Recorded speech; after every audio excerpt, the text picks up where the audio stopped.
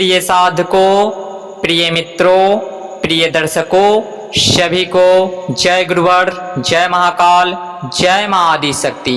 सभी साधक प्रेमी, तंत्र प्रेमी ध्यान दे। आज मैं आप लोग के समक्ष गुरु धनित्तर का जीवन लेखनी प्रस्तुत करने जा रहा हूँ।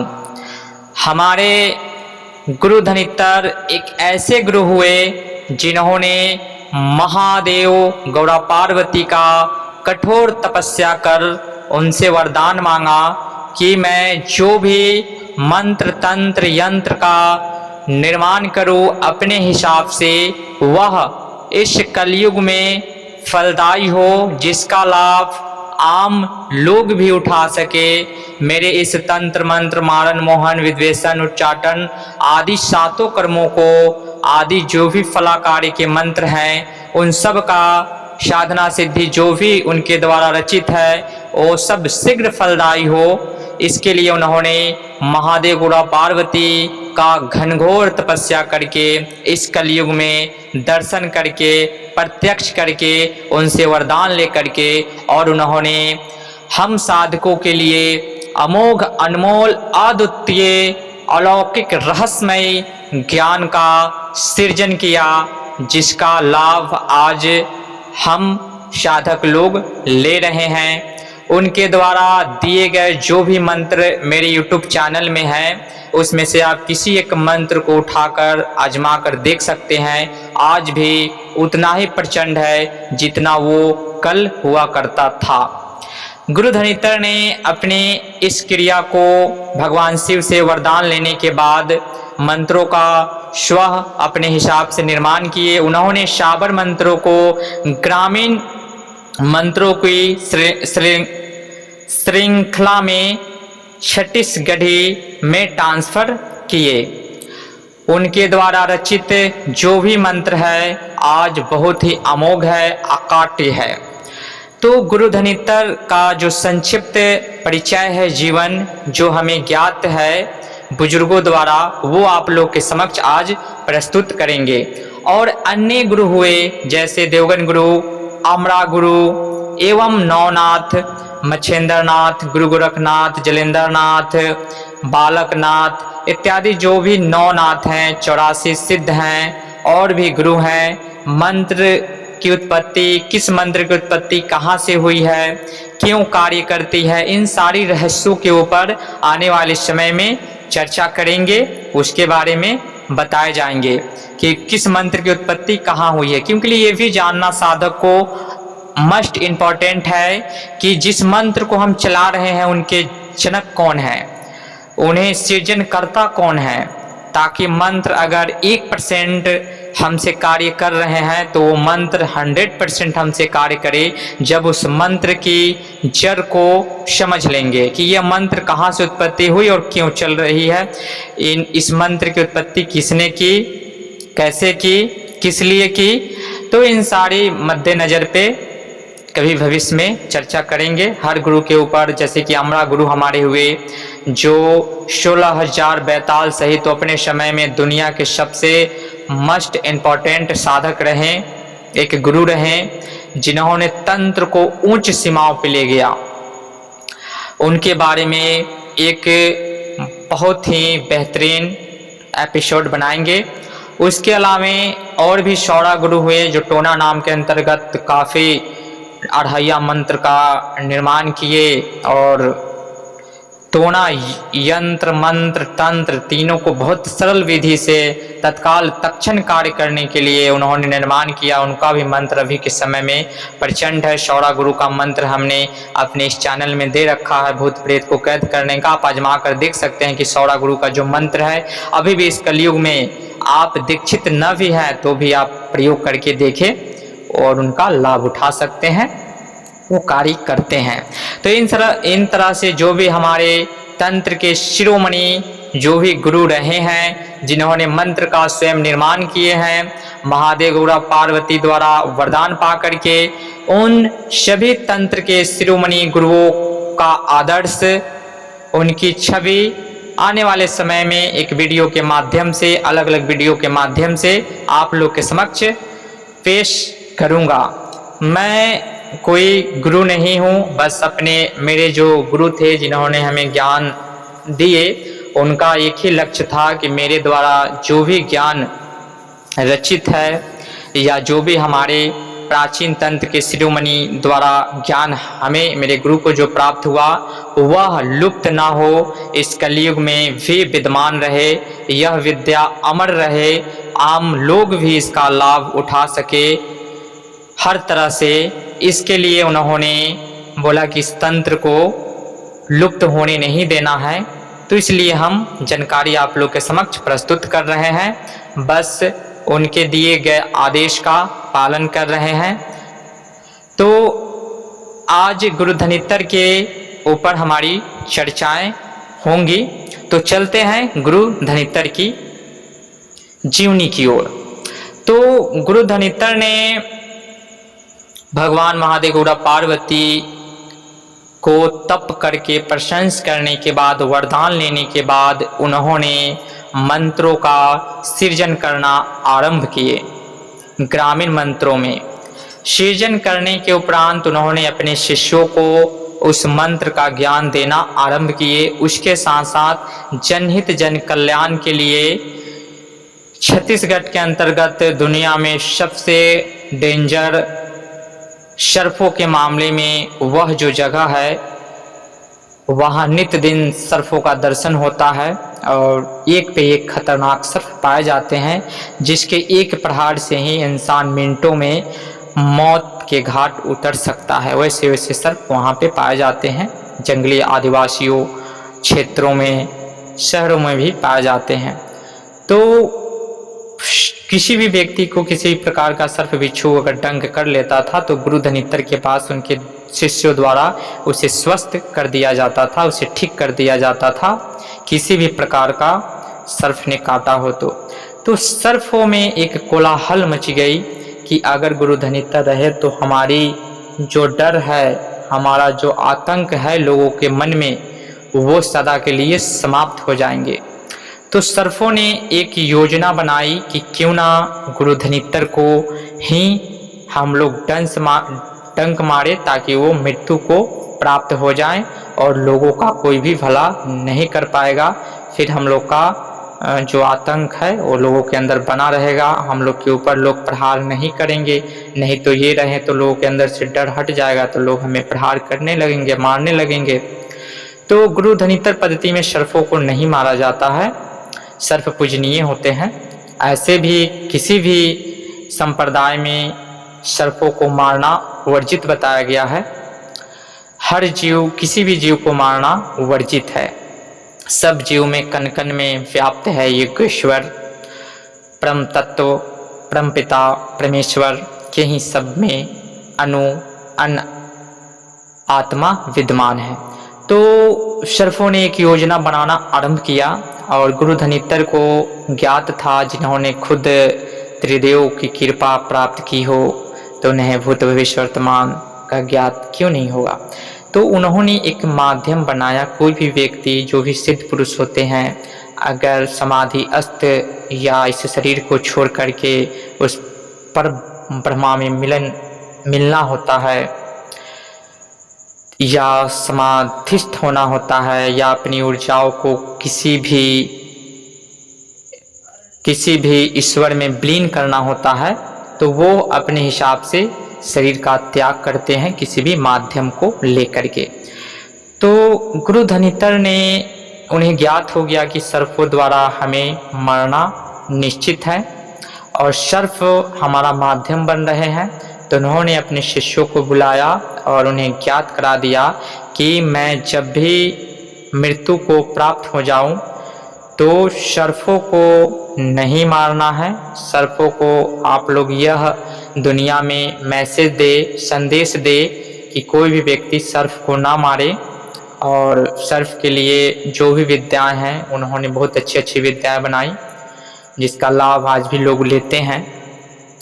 तो उन्होंने बताया कि मेरे शरीर को नहीं तो पंच तत्वों में विलीन करना है, नहीं मिट्टी में समाधिस्थ करना है। मेरे पार्थिव शरीर को कई हिस्सों में टुकड़े टुकड़े करके उस मांस को खाना है और जो मांस बच जाए उसे जल में मटके में डाल करके प्रवाहित कर देना है। तो इसी तरह सर्पों ने भी योजना बनाए रखी कि रात में ही काटेंगे ताकि इनको पता ना चले। चींटी ने काट लिया, बिच्छू ने डंक मार दिया। नाना प्रकार के सर्पों ने सोचा और ब्रह्म मुहूर्त के समय में उनके ऊपर पीछे से वार करके डंक मार दिए। उन्हें भी पता, उन्हें तो सब ज्ञात था ही, और उनके ऊपर विष का भी असर नहीं हो सकता था, क्योंकि देवादिदेव महादेव खुद विष के पान करता है और उनकी कई क्रियाएं विष के ऊपर, बहुत सारे उनके ऐसे ऐसे मंत्र हैं, ऐसी ऐसी कृपाएं हैं जिसको करने के बाद में अभी भी इंसान अगर विष का पान करे तो वो साइड इफेक्ट नहीं होता है। हमारे गुरुदेव ने इनका परीक्षण लमसम 36 बार किया था। छत्तीसगढ़ का नाम छत्तीसगढ़ है, जिसमें हर वो क्रियाएं 36 बार की जाती है, उसके ऊपर भी कभी चर्चा करेंगे। तो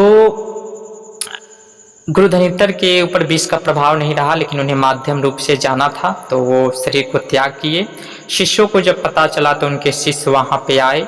जिस प्रकार योगेश्वर श्री कृष्ण ने जब प्राण त्याग उनके करने थे तो उन्होंने भी पूर्व रामावतार में मर्यादा पुरुषोत्तम राम के जीवन में जब वो थे तो उन्होंने एक छोटा सा क्रम क्रिएट किए थे, बाली का वध किए थे, जो उनका वैसा वहाँ करना उचित नहीं था। तो जिसके कर्म जो है वो भगवान को भी नहीं छोड़ते हैं, जो भी इस पृथ्वी पे जन्म लिया है। तो सोचिए कि हम लोग इंसान कैसे अभी के समय में हर वो दिन में 50 गलतियां करते रहते हैं, तो सोचिए कि इंसानों का क्या होगा।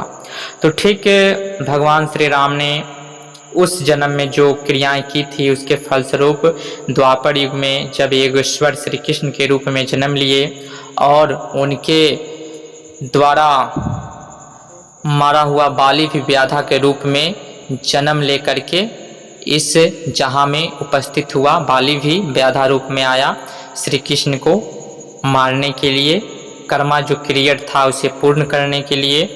और इसी बीच सारी महाभारत क्रियाएं जब अंत हुआ तो उसके बाद दुर्वासा ऋषि आए। दुर्वासा ऋषि जो दूब का आहार करते थे तपस्या में, उससे पहले वो भोजन नहीं करते थे। तपस्या होने की पूर्ण होने के बाद ही कहीं भी फल फूल या मेवा मिष्टान खीर का सेवन करते थे। तो भगवान श्री कृष्ण के पास आए, बोले कि हमें खीर खाने की हार्दिक इच्छा है और खीर में किसी प्रकार की त्रुटि पाई गई तो हम श्राप दे देंगे। तो एक योगेश्वर श्री कृष्ण ने बोला कि वैसा ही खीर बनाया जाए। उन्होंने अपने पटरानियों को आदेश दिए और खीर बन के तैयार हुआ। वो ऋषि दुर्वासा के पास आए, ऋषि ने खीर को खाया और जूठे खीर को श्री कृष्ण के ऊपर वो चला करके मार दिए और बोले कि तेल की भांति हल्दी चंदन जिस प्रकार शरीर में लेप किया जाता है उसकी भांति पूरे शरीर में इसका लेप कर लो, ये सुरक्षा कवच तुम्हारे लिए बन जाएंगे। तो श्री कृष्ण ने उसका लेप किए, तलवे को छोड़ दिए जिससे महाप्रसाद का अपमान न हो, माता अन्नपूर्णा का अपमान न हो। लेकिन दुर्वासा ऋषि को लगा कि ये मेरी खीर का अपमान हुआ, आपने तलवे में नहीं मले हैं तो यही आपका मृत्यु का कारण बनेगा। तो ठीक उसी प्रकार व्याधा शब्द वेदी बाण के माध्यम से, एक शब्द वेदी बाण भी होता है जो आवाज के माध्यम से चलाया जाता है, इस कलयुग में भी विद्यमान है वो बाण। उस बाण से व्याधा ने एक मणि की चमक देखी और चला दिया बाण, जिससे श्री कृष्ण उस बाण के माध्यम से उस कर्म क्रिएट को समाप्त करते हुए फिर जहां अपने परम सत्ता से आए थे उस परम सत्ता में विलीन हो गए। ठीक उसी प्रकार गुरु धनितर जिन्होंने महादेव में वो विलीन हो गए और उनका मांस को शिष्यों ने कुछ चखा और कुछ मांस खाया।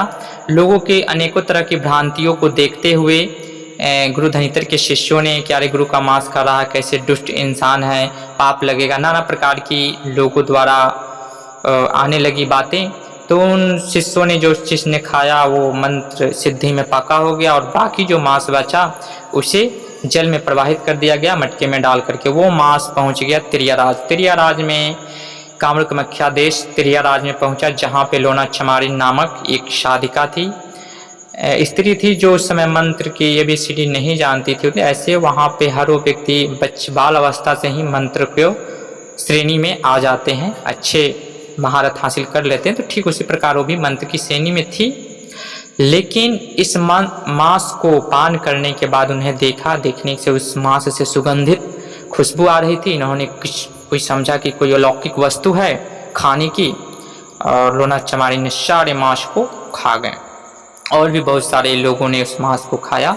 विशेष करके लोना चमारिन ने मांस को एक कलश मांस को खा लिए। खाने के बाद में उस मांस में जो उनकी तपोबल की जो ऊर्जा थी वो विद्यमान थी, जिसके कारण लोना चमारिन एक सिद्ध साधिका बनी, जिन्होंने इस मांस को खाने के उपरांत 56 कलुओं को सिद्ध किया। एक कलुए की जो क्षमता होती है 10 टन से भी अधिक उठाने की क्षमता होती है, क्योंकि वो इतर योनि में सबसे सर्वश्रेष्ठ शक्ति होती है। कलुआ एक बच्चा होता है जिसे अभी के समय में लोग बिजनेस अनेकों प्रकार के नाम का रूप दे करके करते हैं, देरफुटिया, डीएफ इत्यादि बहुत सारे नामों से जाने जाते हैं। तो उस कलुआ में स्पर्श शक्ति की क्षमता होती है, इतर योनियों में सर्वश्रेष्ठ होता है, क्योंकि ये बालक जब हड्डी होता है तो माता पिता को भी झुकना पड़ता है। अगर कलुआ किसी पे छोड़ दिया जाए तो वो किसी से नहीं मानता है, यहाँ तक भी देवताओं भी उसके पीछे भाग जाते हैं, वो भी उनके सामने खड़ा नहीं होते। कलुओं को कंट्रोल करने का जो मोस्ट इम्पॉर्टेंट कुछ मंत्र है, किसी के ऊपर कलुआ छोड़ दिया गया है तो वो एक हमारी हिंगलाज की दादी माँ द्वारा कैद की जा सकती है और लोना चमारिन के माध्यम से। उसके अलावा मरघट की मरही माता इत्यादि कई मंत्र हैं जिसके बारे में कई शक्तियां हैं, जिसके अंदर ही कलुओं को कैप्चर किया जा सकता है। बाकी कलुओं को कैप्चर करना आम बात नहीं है, तो इसके ऊपर भी चर्चा की जाएंगी कभी। तो इस प्रकार से लोना चमारिन 56 कलुओं को सिद्ध की और एक उच्च साधिका बनी और तंत्र मंत्र यंत्र में सफलता हासिल की। एक उन बुलंदियों को छुई कि अगर उनकी सिद्धि साधना करने के बाद में, एक सिद्धि करने के बाद में इंसान दुनिया का ऑलराउंडर साधक बन सकता है, कुछ भी कर सकता है। 56 कलुए उस साधक के अधीन हो जाते हैं। तो देखिए वो ऊर्जा पान करने के बाद में जो तपोबल की ऊर्जा थी उसकी जो चमत्कारिक रहस्यमय जो है, उससे लोना चमारिन नामक साधिका तैयार हुई। स्वप्न के माध्यम से हर वो चीज़ साक्षात्कार हुआ। ठीक इसी प्रकार से अगर हम लोग जो भी अभी के समय में लोग मांसाहार करते हैं, तो जो भी मांस जिस चीज़ की ऊर्जा उसके अंदर विद्यमान होती है वही ऊर्जा न लोगों को मिलेगा, जिससे लोग नकारात्मक शक्तियों के अधीन और नकारात्मक सोच लिए उसके मन में बैठे रहते हैं। तामसिक मानसिक सब तन मन सब उनका तामसिक हो जाता है। इसलिए शाकाहार जीवन, शुद्ध सात्विक जीवन ही यापन करना चाहिए, ताकि अब अगर आप आध्यात्मिक रहते हुए भी सात्विक जीवन यापन करते हैं तो आप 84 योनियों में नहीं जाएंगे, या सात्विक हैं, किसी भी प्रकार का गलत कर्म क्रिएट नहीं किए, भक्ति न भी कर रहे हैं तो 84 योनियों में नहीं जाना पड़ेगा। लेकिन अगर मांसाहार, मांस मछली वगैरह का आप सेवन करते हैं तो ठीक उसकी ऊर्जा जो विद्यमान होती है वही ऊर्जा आपके अंदर जा करके आपके बहुत सारे रोगों का कारण बनता है, आपकी आध्यात्मिक उन्नति रुक जाती है। इसलिए शुद्ध सात्विक रहिए और जीवन का भौतिक सुखों का आनंद लीजिए, दैनिक सुखों का आनंद लीजिए और इन सबसे परे होकर के दैविक सुखों का भी आनंद लेने का कोशिश कीजिए।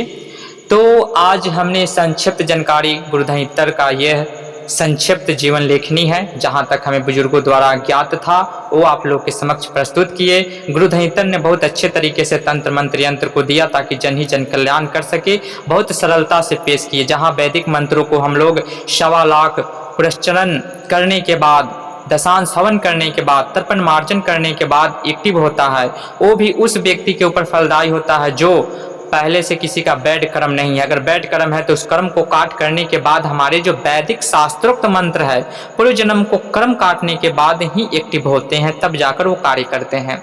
और यह जो मंत्र है बहुत सहज सरल स्वयं सिद्ध है, ऐसे अनमोल अमोघ मंत्र आप लोग के समक्ष प्रस्तुत कर रहे हैं, फिर भी आप लोग कोई भी महत्व नहीं दे रहे हैं। मंत्र को संजोइए नहीं, इस्तेमाल कीजिए, जनहित जन कल्याण कीजिए। साधक 3 प्रकार के होते हैं, एक वो होते हैं जो मंत्र को संजो कर रखते हैं, एक वो होते हैं आज करेंगे कल करेंगे आलस करके छोड़ देते हैं, और एक तंत्र प्रेमी और मंत्र के प्रेमी और साधक प्रेमी होते हैं जो किसी भी की कठिन परिस्थितियों में भी मंत्र को सिद्ध साधना को सिद्ध करने के बाद में जन ही जन कल्याण करते हैं, खुद को एक महारत हासिल करवाते हैं। तो वीडियो काफ़ी लंबी हो जाएगी, आज के लिए जानकारी इतना ही। जो भी जानकारी गुरुधन इत्तर के बारे में हमें ज्ञात था, एक साधक के बार बार मैसेज कमेंट आने पे यह ज्ञान जो हमें मिला था गुरु द्वारा, जो भी बुजुर्गों द्वारा बताया गया था वो हम प्रस्तुत किए। अगर किसी भी प्रकार की त्रुटि हो गई हो तो उसके लिए क्षमा प्रार्थी हैं। आप लोगों ने मेरे वाणी को हृदयपूर्वक सुने, ध्यानपूर्वक देखी, इसके लिए मैं हृदय से आभारी हूँ। जय गुरुवर, जय महाकाल, जय माँ आदि शक्ति।